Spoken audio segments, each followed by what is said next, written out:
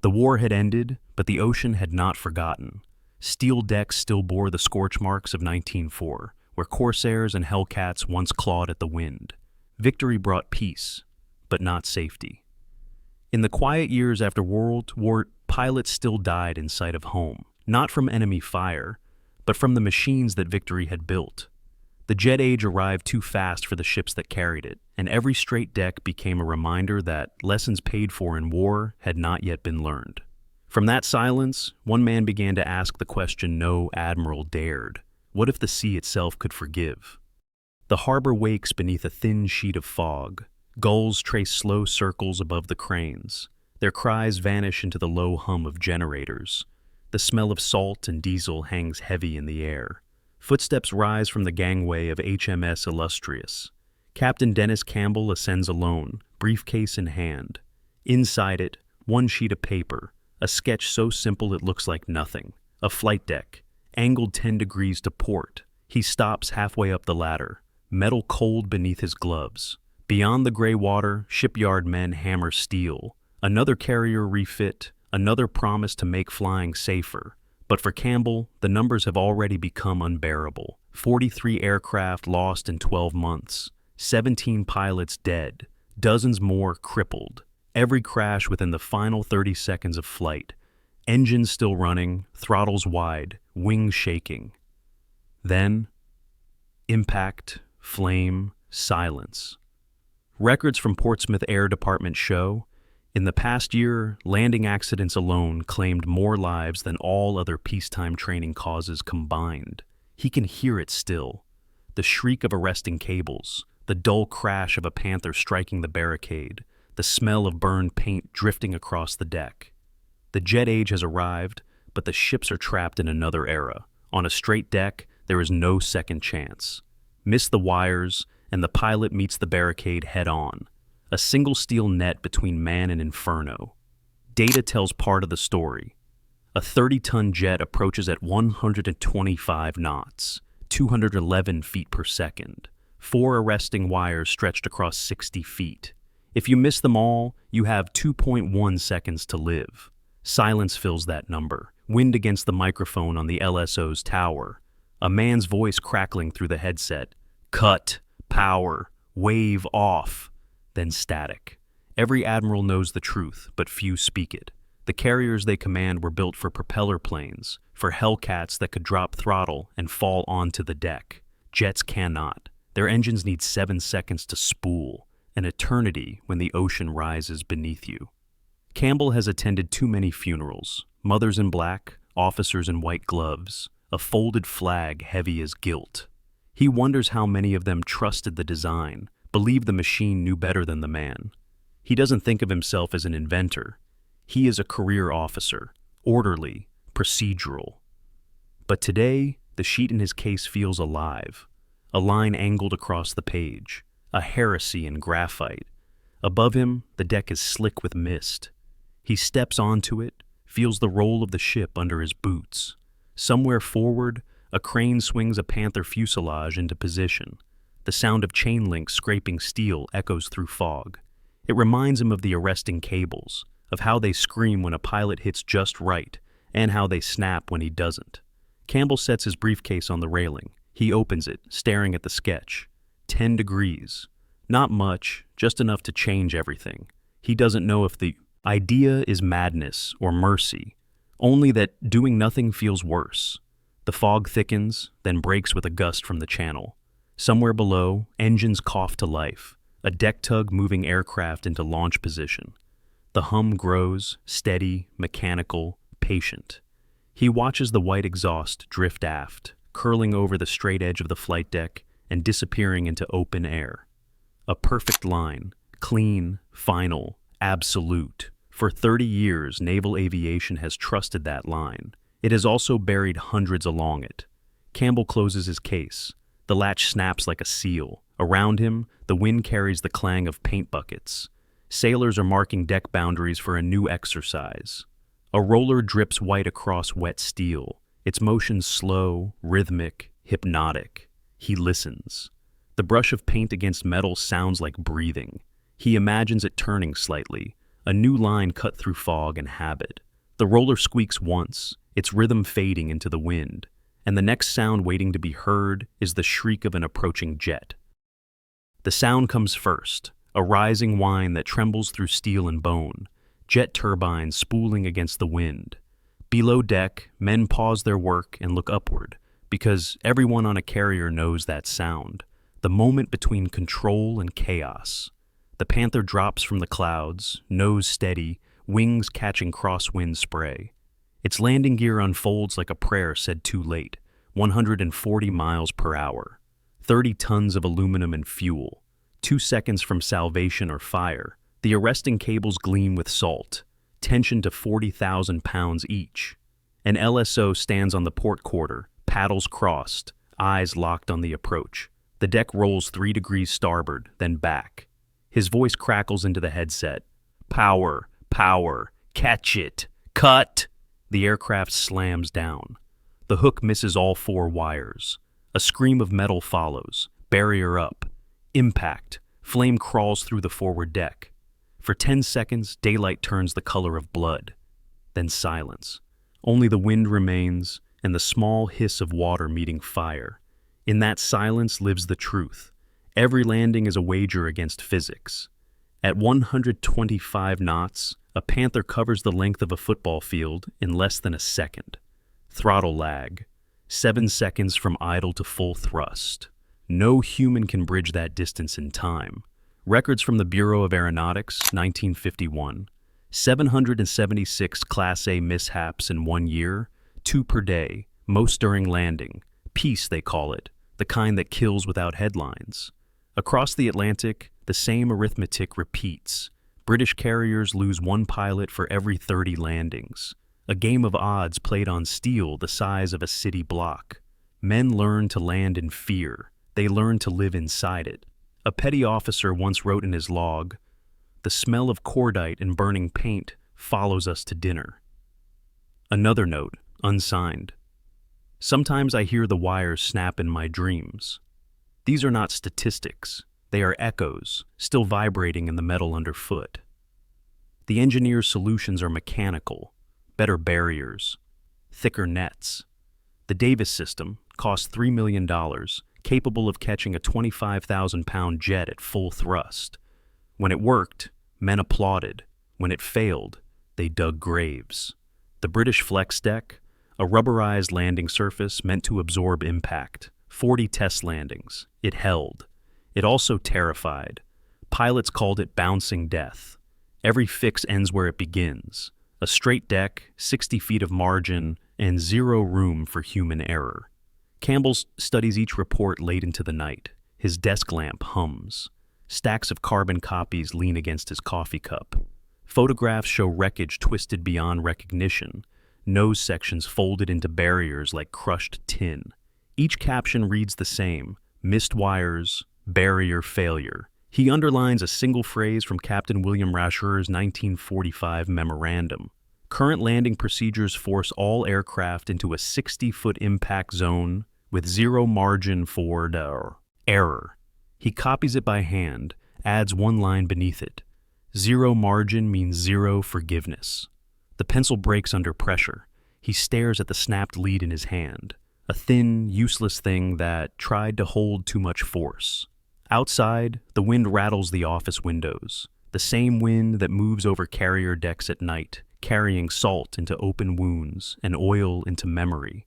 Somewhere, a siren wails from the airfield, another approach gone wrong. He imagines the sound fading into the dark, then replaced by the shuffle of men carrying stretchers. The world has entered the jet age, but its ships still belong to the age of propellers. They are straight, narrow, unforgiving, like the thinking that built them. Campbell closes the accident file. The numbers blur. The pencil dust stains his fingers gray. There must be a way to bend the line, he thinks, to make room for mercy without breaking tradition. He looks at the photograph of a Panther skidding across deck, flames trailing behind it. Somewhere in that image, between fire and sea, the idea begins to form, quietly, almost ashamed of itself. Outside his window, a distant train horn sounds, faint, rhythmic, persistent. He listens. The wheels find their pattern on the rails, a beat that never wavers. And from that rhythm, the next thought comes like a change in wind. The train whistle fades across the countryside. Cold morning light flashes through the window. Campbell's notebook lies open on his lap. Rows of lines, figures, and rec numbers he can't stop reading. Outside, fields of frost blur past the glass. England looks peaceful from here, but every station he passes has names etched on bronze. Names of men who once trusted machines.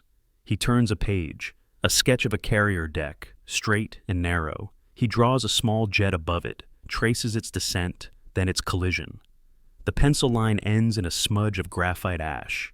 He taps the page once, then draws again, this time with a question. What if the deck didn't end where the ship did? What if the missed wires led not to death, but to open air? The train sways gently. He closes his eyes. The sound of wheels over rails becomes the hum of turbines, and the faint metallic clatter turns into the rhythm of a flight deck. Every Navy report tells the same story. Propeller aircraft could land by instinct, a Corsair at 70 knots, throttle closed, nose high, dropping onto the deck like a stone. Jet engines changed everything. An F-9F Panther approached at 125 knots, engines hot, thrust steady, no time to spool. If he missed, he died. If he reacted, it was already too late. The Navy called it operational risk. Pilots called it murder by design. Lieutenant Michael Lithgow had done everything right. Perfect lineup, perfect airspeed. He floated 6 feet long. The hook skipped the wires. The barricade failed. Impact, fire. He was 23, his wife 5 months pregnant. Campbell stood at his funeral in silence, thinking of all the men who did nothing wrong and still never came home. Afterward, he told his deputy, "We're killing them with our own equipment." The words felt heavy, not as outrage, but as confession. By 1950, every major fleet faced the same wall.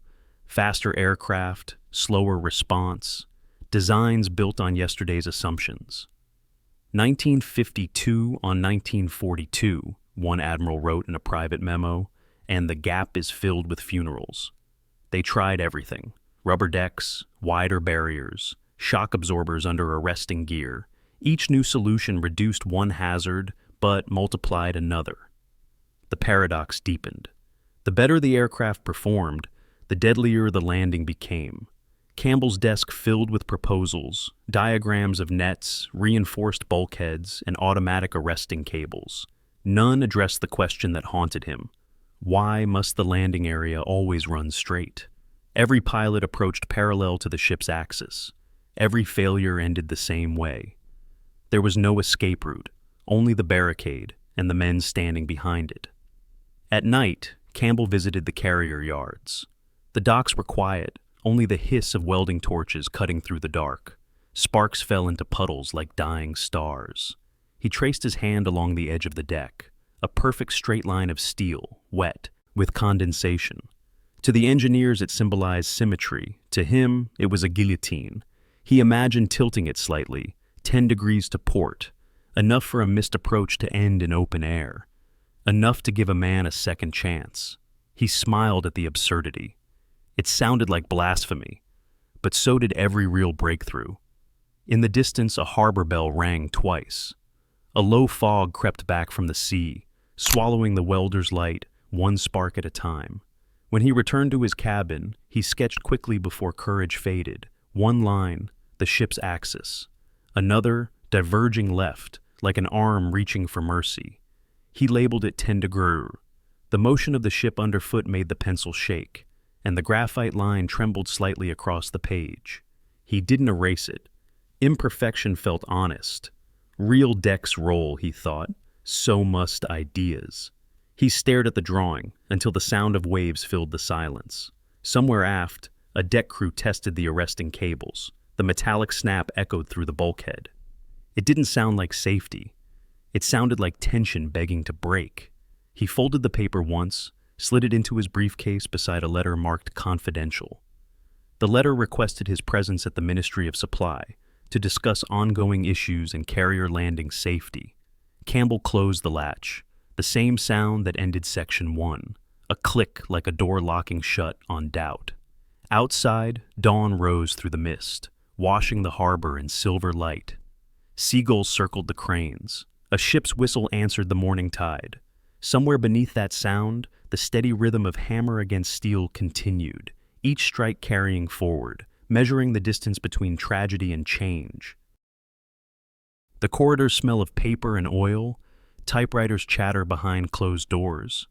The air feels heavy with formality, a place where innovation usually goes to die. Campbell walks the length of the polished hallway, briefcase clutched tight against his chest. Rainwater beads on his coat sleeve. The city hums outside, but in here, the only sound is the clock. He is early. He always is. On his schedule, written in black ink. Proposal, revised carrier deck geometry. The words look absurd even to him. Deck geometry, as if he were redesigning the sea. Inside the meeting room, 8 chairs wait. One for each department: operations, research, safety, engineering, flight trials, and a single civilian from Farnborough, Louis Boddington, a quiet man with chalk dust on his cuffs.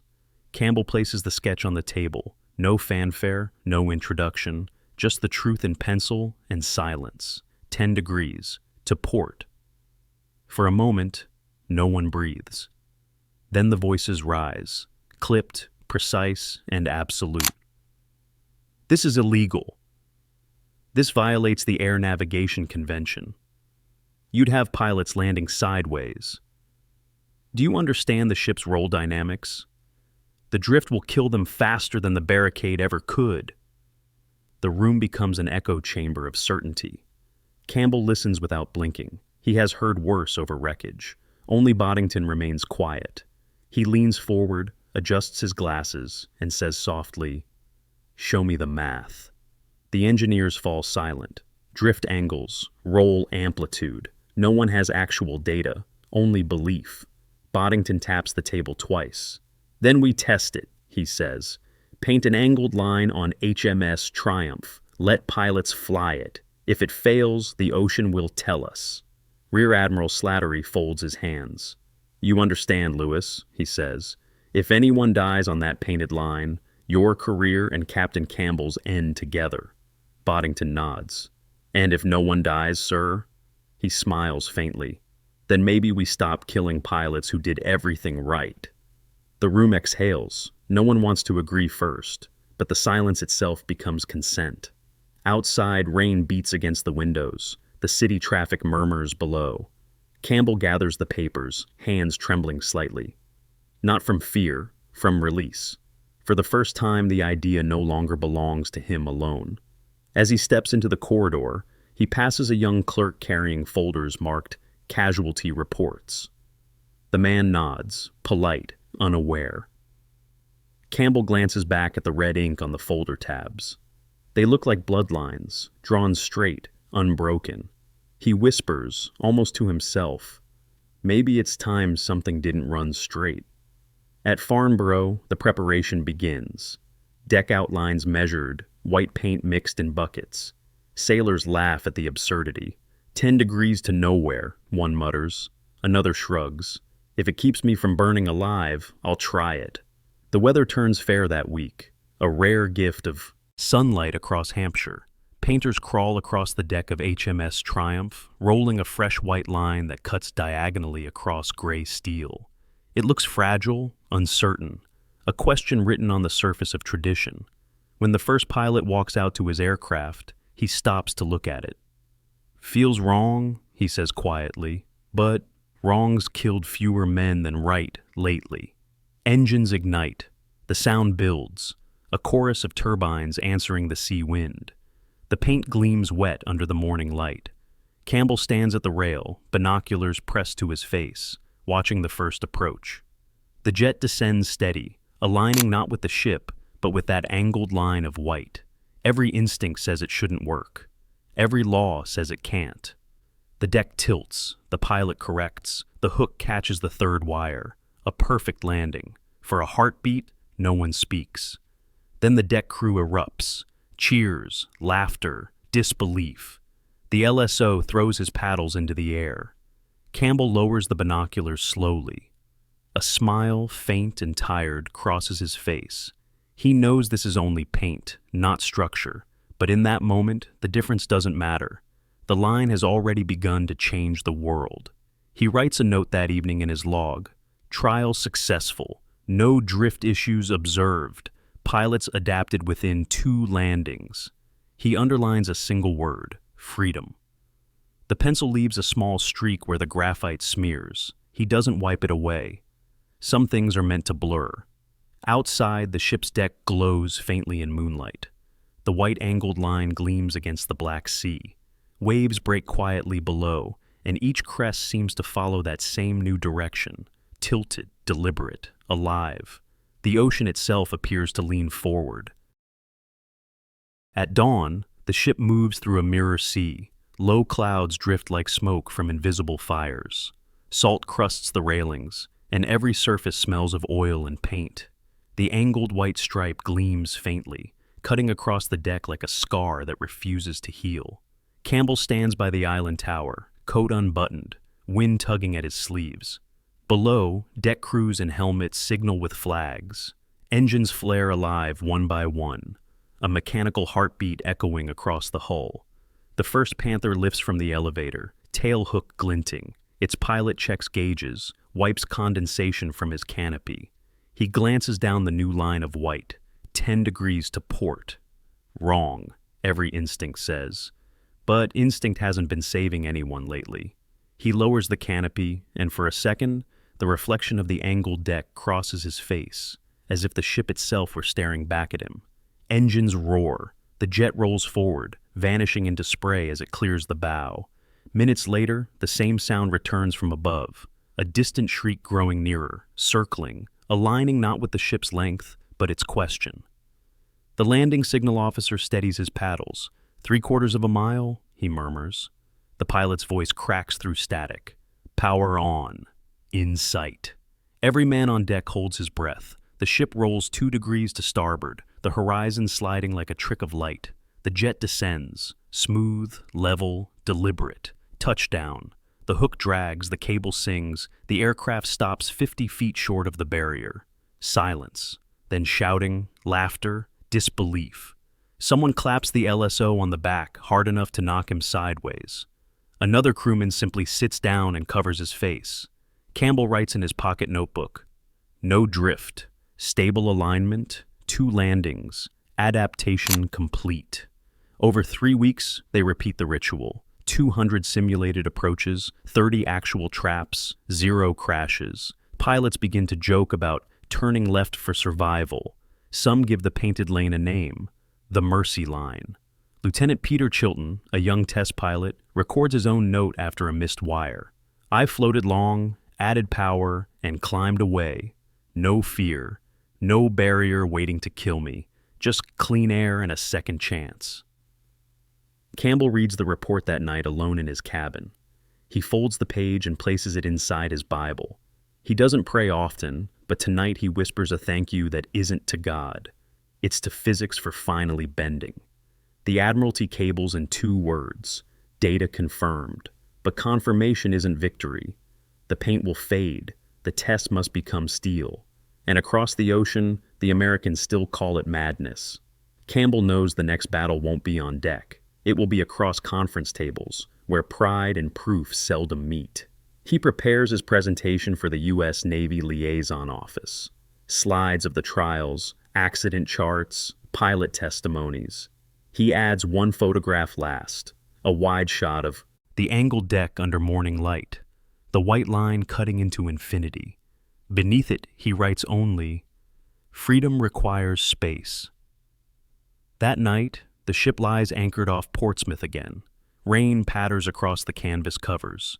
The painted line, once bright, now dulls under water streaks. Sailors walk past it without noticing. Habit returns faster than revolution. Campbell touches the cold railing. For a moment, he thinks of every pilot who never had the chance to overshoot. He feels the ship's slow roll beneath him, a living reminder that nothing ever truly stands straight at sea. A gust from the west sweeps across the deck, carrying with it the thin smell of kerosene. Somewhere forward, a single light blinks twice, then steadies. The signal from the radio room. Message received. He exhales. The sound blends with the whisper of rain. Each drop slides across the deck, following that angled path toward the sea, as though the storm itself approves the change. The painted line glows faintly under the floodlight, a new horizon written on steel. And far away in Maryland, another meeting is being scheduled. A room full of Americans preparing to listen to a British pilot explain why sideways might mean survival. The rain deepens. A teletype machine clicks once in the distance, its rhythm merging with the pulse of the sea. Motion carries forward. The echo of that clicking becomes the next scene's heartbeat. The teletype's echo becomes an engine's growl. Morning mist drifts over a wide American runway, and the Potomac lies still beyond the trees. At the U.S. Naval Air Test Center, Patuxent River, 40 test pilots file into a hangar washed in pale light. The air smells of jet fuel and coffee. Chalk dust hangs above a blackboard. A projector hums. At the front stands Commander Eric Winkle Brown, Royal Navy test pilot, the man who has landed more aircraft than anyone alive. He's flown everything from swordfish biplanes to Panthers, and today he carries another man's sketch folded neatly inside his briefcase. He clears his throat. "Gentlemen," he says, "in the last 12 months, how many of you have hit the barricade?" Hands rise. 7, then 12, then nearly all. How many lost friends doing it? Every hand stays raised. The hangar goes quiet. Only the ticking of the overhead clock remains. Brown opens his briefcase, unfolds a single sheet of paper, and pins it to the wall. A carrier flight deck angled 8 degrees to port, nothing more, just a line against expectation. The room erupts. "You want us to land sideways?" "LSO can't see the approach." "What about the island?" "Do you understand inertia drift?" Brown waits for the noise to fade. Then he says softly, "Every one of those questions, we asked too. Then we tested it." He tells them of HMS Triumph, of the painted deck, of pilots who missed the wires and lived. He quotes Lieutenant Chilton's line, "For the first time, I wasn't afraid." Silence again, the kind that hangs heavier than doubt. At the back of the room, Commander Harold Buell, veteran of the Pacific, stands. "Commander Brown," he says, "I've been landing on carriers since '43. You're asking us to throw away 8 years of doctrine." Brown's answer is quiet, steady. "I'm asking you to stop dying for a design flaw." The words don't echo. They land, like a hook catching wire. Rear Admiral Apollo Soucek, the senior U.S. naval aviator in London, steps forward. He's seen the Triumph trials. "The concept works," he says. "I've recommended parallel testing on USS Midway." Admiral Alfred Pride, head of the Bureau of Aeronautics, crosses his arms. "We already have solutions," he insists. "The Davis barrier has a 98.7% success rate." Brown turns. "Of the aircraft that hit it, what about the pilots who never reach it, the ones who panic and ditch in the sea?" The question cuts through the room like wind through cables. Statistics crumble under the weight of silence. Soucek raises his hand. "Enough. We'll paint an angled line on Midway. If it fails, we bury it. If it works, we change everything." Pride hesitates. 10 seconds pass. Then, through gritted teeth, "Authorized. Paint trials only." After the meeting, Brown packs his briefcase in silence. He knows the cost of failure. If a single pilot dies, the idea will be erased from every report that mentions it. He steps outside into the humid Maryland air. The sun cuts through morning haze, turning the tarmac into a mirror. He looks toward the row of parked Panthers, their silver skins glinting like scales. Men move around them, small against the machines they trust. He thinks of Campbell across the ocean, of the thin line drawn in pencil, and the thousands of lives balanced on it. The ground crew fires an engine. The sound rises, filling the sky with that familiar metallic howl, a sound that once meant fear. Now it sounds like possibility. 3 days later, USS Midway steams out of Norfolk Harbor. On her deck, a new white stripe, 8 degrees to port, just paint, not steel.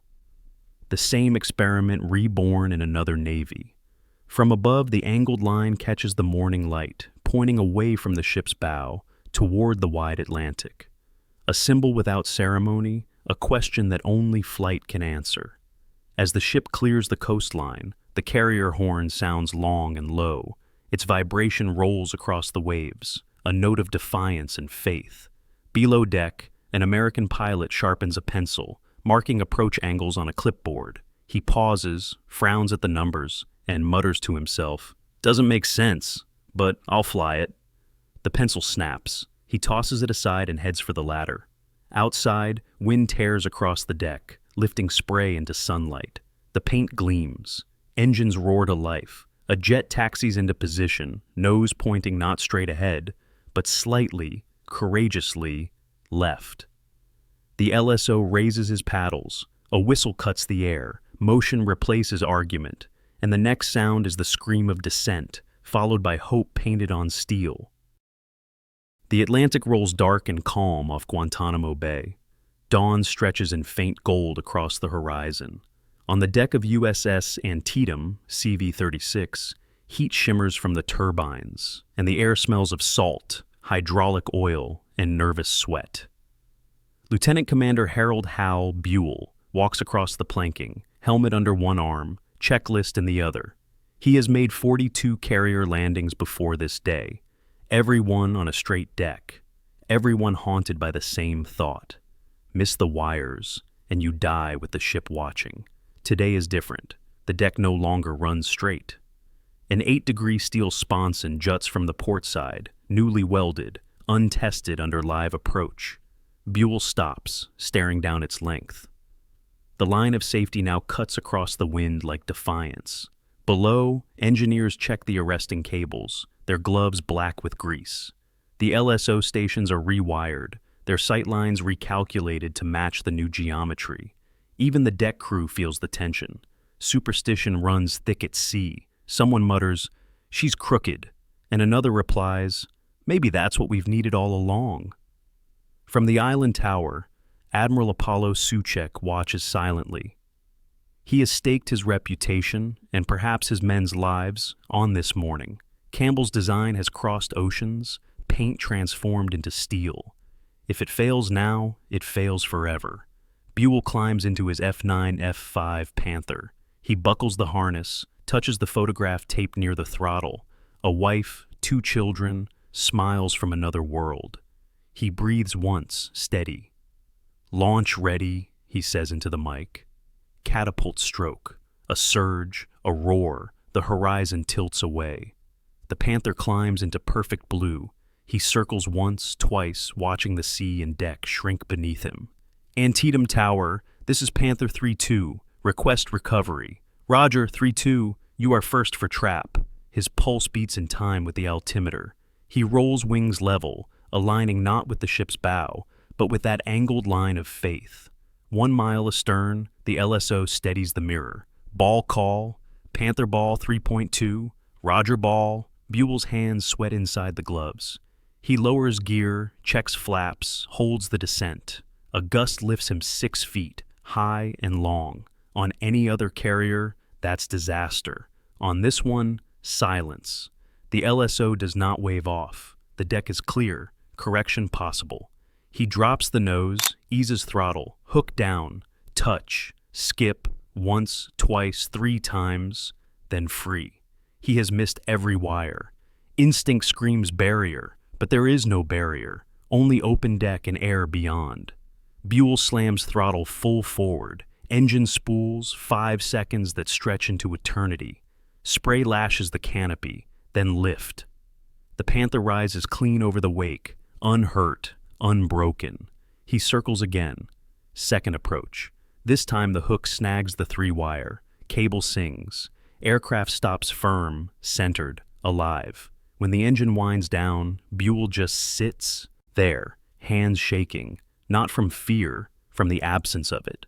The deck crew waves, claps, cheers. Soucek exhales for the first time in minutes. A new law of motion has been written, not by mathematicians, but by mercy. Later, in his logbook, Buell writes, "To an experienced tailhooker, landing on an angled deck was sheer bliss. For the first time, I was not afraid of dying." Over the next 60 days, Carrier Air Group 8 records. These earned 327 landings, 8 missed wires, 0 crashes, 0 deaths. Before the angled deck, those numbers would have meant 5 fires, 2 burials. Now they mean life. Reports flow to Washington, to London, to every Navy still burying men for old designs. Graphs shift, casualty curves fall. The mathematics of fear begins to collapse. Campbell reads the first summary weeks later. He sits alone in a dim office at Farnborough, window open to the winter rain. The ink runs where his hand trembles. Reduction in barrier-related fatalities, 80%. He closes the folder, lets the paper rest on his palm like a medal he'll never wear. Outside, thunder rolls far off the channel. He imagines the Antietam steaming into that weather, her new deck cutting cleanly through the storm, angled, alive, forgiving. A gull cries in the wind. The sound fades into the hiss of rain on tin. In that noise, there is stillness, the kind born not of victory, but of something rarer, safety earned. And from that stillness grows the next echo, carried by radio and rumor, crossing seas and languages. The world's carriers are changing their shape. Static hums through a radio room at sea. A teletype machine clicks like a heartbeat made of steel. Trial successful. Conversion recommended. The message repeats through cables and undersea lines, crossing from Norfolk to Portsmouth, from the Pentagon to Whitehall. The ocean, once a boundary, becomes a carrier of ideas. Every fleet hears the same whisper. It works. In shipyards from Devonport to Philadelphia, welders trace new outlines across old decks. Sparks rain in slow cascades onto wet concrete. Men wipe sweat from their eyes, following stencils that tilt 8 degrees to port. A simple gesture remaking half the world's navies. In Toulon, French engineers stare at blueprints of Clemenceau. One mutters, "The British are mad." Another replies, "Yes, but less mad than the sea." By winter, the French paint their first trial line. In Sydney, HMAS Melbourne waits in dry dock. Australian officers watch film reels of Antietam landings. Each impact plays in silence. Each takeoff ends with nods, not words. When the projector stops, someone says simply, "We'll build ours that way." In the Soviet yards at Nikolaev, bureau chiefs study translated reports with suspicion. They call it imperialist design philosophy. Then, after 3 fatal crashes on Variag, they adopt it quietly, without ceremony. By 1959, their own tests record a 68% drop in landing losses. For the pilots, the change is not theory, it's breath. Each descent feels different now. Instead of counting seconds to the barricade, they count chances. "Bolter," the LSO calls. "Throttle forward." The jet climbs. Nobody dies. A U.S. report dated 1956 summarizes without flourish. Landing accident rates reduced from 52% to 19%. Estimated reduction in fatalities, 75%. The numbers feel unreal, as if the war itself had finally exhaled. In London, Captain Dennis Campbell receives the cable. By now, his hair has gone silver at the temples. He reads it twice, lips barely moving. The office is quiet except for the tick of the clock and the faint hiss of rain against the window. He sets the message down beside a small framed photo. Lieutenant Michael Lithgow, smiling in uniform. The student who died because there was no second chance. Campbell runs a finger over the glass. No words, only the sound of wind through the open vent. His deputy, Nick Goodhart, steps in. "They're fitting the Ark Royal next year," he says. Campbell nods once. "Good," he murmurs.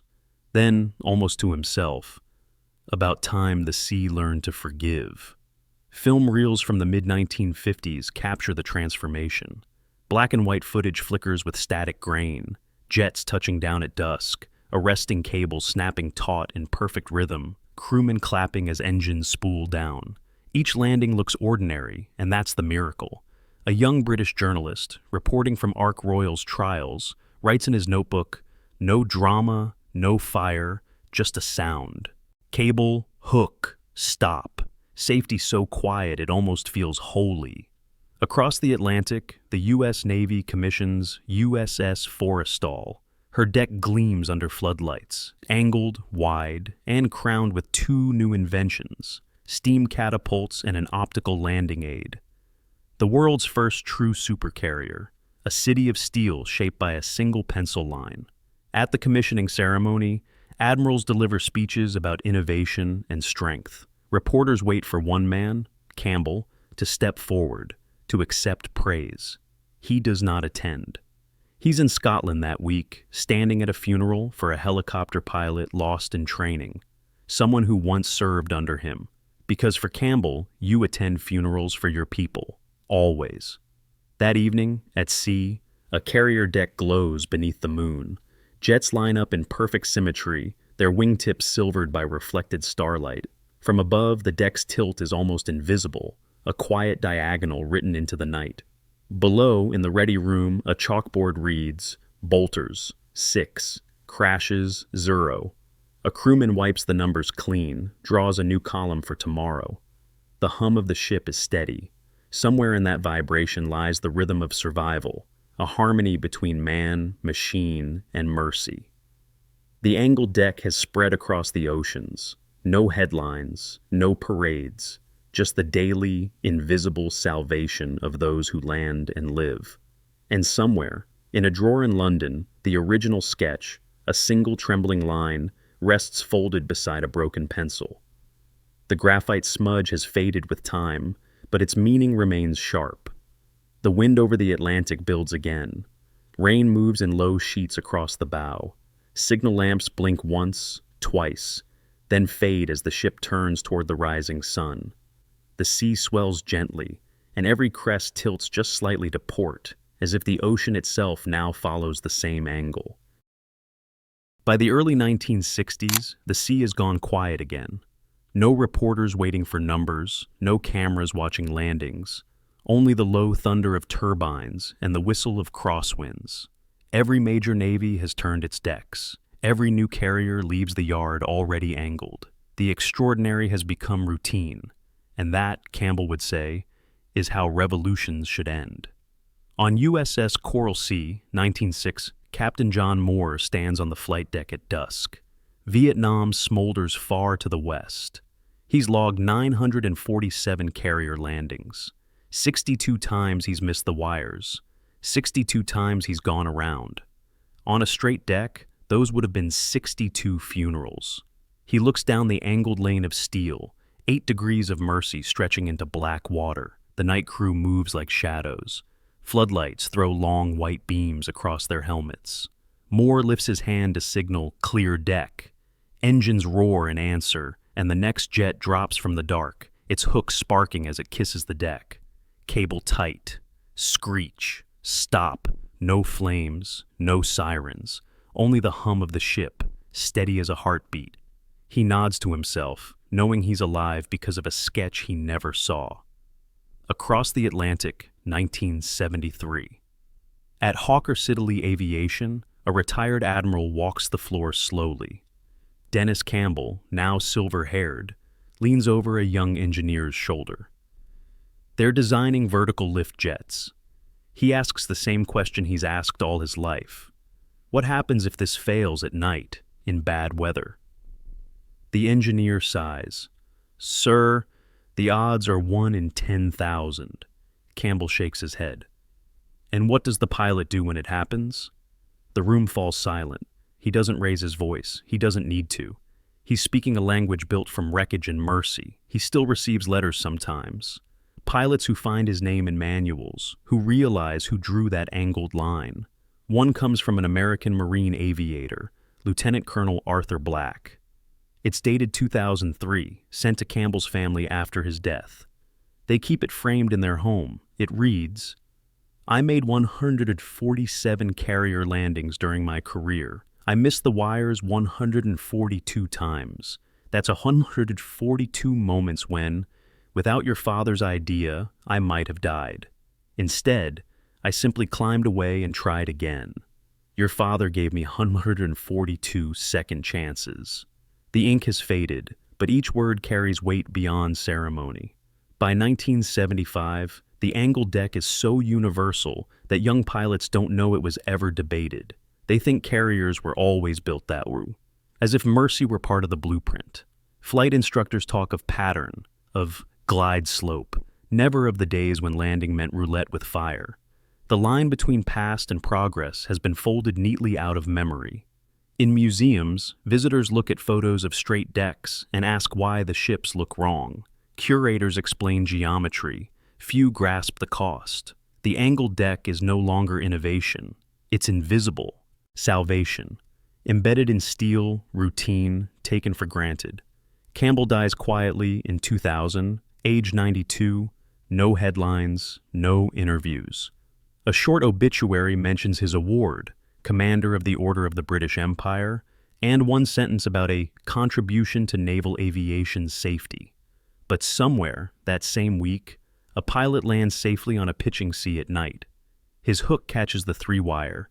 He throttles back, breathes once, and feels nothing special. Just another landing. He doesn't know he's living inside someone's miracle. In a locked drawer at the Royal Navy Archives, curators keep the original page, a faded notebook sketch, 10-degree angle, and a note in Campbell's handwriting. If it saves one pilot, it's worth the fight. The paper is creased from being folded too often. The graphite smudge still glows faintly under the glass. Next to it rests a broken pencil stub, worn smooth at the edges. Visitors rarely stop to look. They pass by, drawn instead to uniforms, engines, medals. But that small page holds something rarer than courage. Conviction quiet enough to last forever. Outside, through the museum windows, the harbor light flickers against the tide. A training carrier glides past in silence, its deck angled 8 degrees to port, exactly as drawn in 1951. The ship's wake glows under the floodlights, turning gently as it fades, and for a moment, the sea itself seems to bow. Dawn over Portsmouth, year 2000. Fog rolls low across the water, soft as breath over stone. In the distance, gulls circle the masts of Ark Royal, her flight deck glinting under pale light. Angled, certain, unremarkable, exactly as the world now expects it to be. A car pulls to the curb beside the harbor wall. A naval officer steps out, coat drawn tight against the wind. In his hand, a letter.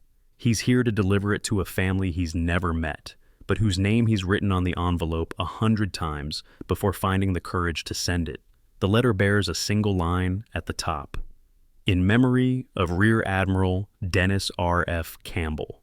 He pauses, watches the ship at anchor, and murmurs softly, "Every pilot owes him a landing." Inside the Campbell home, sunlight filters through lace curtains. On a shelf by the window sits a framed sketch, 10 degrees to port, graphite faded to gray. Beside it, a small brass model of a carrier, its deck angled just the same. The two objects face each other across time, each the echo of the other's truth. His son, now gray-haired himself, keeps the letters in a box labeled "Pilot's Thanks," hundreds of them, from Britain, America, France, Australia, even Russia. Different languages, but the same closing line repeated like prayer. "Because of your father, I came home." Naval Archives estimate it now. Over 70,000 carrier pilots saved since 1953. Thousands of aircraft recovered that otherwise would have burned. And perhaps more precious, a generation of children born because their fathers lived to see shore again. No monument bears Campbell's full name in stone. No statue guards the harbors he changed. His memorial lies in motion, in every aircraft that lands, every hook that catches, every throttle pushed forward into a second chance. At sea, a modern carrier turns into the wind. USS Gerald R. Ford, the newest of her kind. She hums with power no one in 1951 could imagine. Electromagnetic catapults, digital arresting gear, radar that can see the curvature of the Earth. But one thing remains untouched: the deck itself, 8 degrees to port, angled exactly as Campbell drew it, with a shaking hand on a train from Portsmouth to London. On the flight deck, a young pilot waits in his cockpit, helmet visor reflecting the sun. He's nervous. It's his first landing after qualification. His instructor's voice crackles over the radio. "Relax, son. The deck's got room for you." He laughs under his breath. He doesn't know that sentence is 70 years old. The jet descends, hook down, flaps full. The seat catches light like glass. The deck rises to meet him. He misses the first wire, skips the second, snags the third. Cable tight, engine spool down. A small jolt, and he stops. Alive, steady, home. Below the tower, the landing signal officer nods once, records the trap number, and moves to the next. Just another successful recovery. Nothing special, and yet, everything. When evening falls, the carrier turns slowly back toward the horizon. Her wake trails silver in the dying light, angled slightly to port.